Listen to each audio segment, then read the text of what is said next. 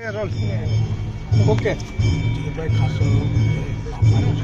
આજે પધાર્યા છે કેવો પ્રકારની છે કે જ્યાં દર્શકોને રાખવામાં આવશે કેવા પ્રકારની વિધિ છે ક્યારે યોજવામાં આવશે?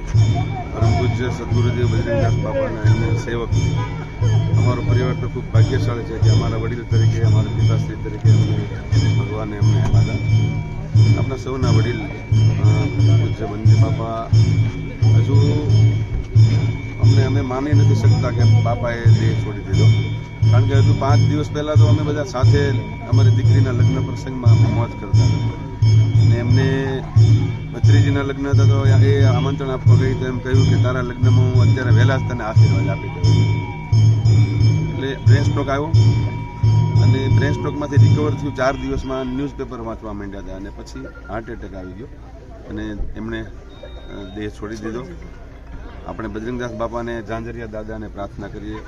એમની માટે આપણે શું પ્રાર્થના કરવાના, છતાંય આપણે કાલી ગેલી ભાષામાં પ્રાર્થના કરીએ એમના આત્માને તો મોક્ષ જ હોય. પણ એમણે જે સંકલ્પો નક્કી કર્યા છે એ સંકલ્પો આપણે બધા સાથે મળીને પૂરા કરીએ. બગદાણા ખાતે અમે જઈ રહ્યા છીએ. તમામ વિધિ બગદાણા સંપન્ન થશે.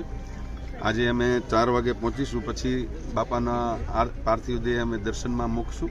બધા દર્શન કરવા ગુરુ ભાઈઓ આવે, સેવક સમુદાય આવે, સેવા મંડળોના કાર્યકર્તાઓ આવશે. કાલે 4 વાગ્યા સુધી દર્શનમાં રાખીશું ને આવતીકાલે સાંજે 4 વાગે બગદાણા મુકામે ત્રિવેણી સંગમ બગડેશ્વર મહાદેવ ખાતે એમનો અંતિમ સંસ્કાર કરીશું. સીતારામ.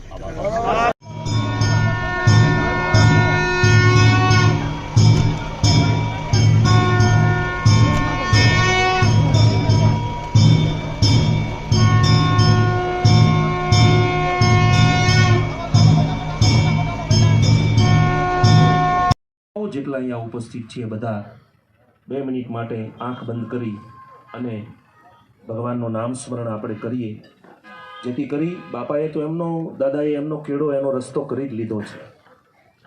એમનું તો કોઈ શંકાને સ્થાન નથી, બાપાના ચરણમાં જ એમનું સ્થાન છે. પરંતુ આપણે આપણા આત્મકલ્યાણ માટે થોડી ક્ષણો માટે આપણે પ્રભુ નામ સ્મરણ કરી અને બાપાના ચરણમાં, દાદાના શરણમાં આપણે શ્રદ્ધાસુમન અર્પિત કરીએ. સૌ મારી સાથે બોલજો. હરે રામ રામ રામ સીતા રામ રામ રામ, હરે રામ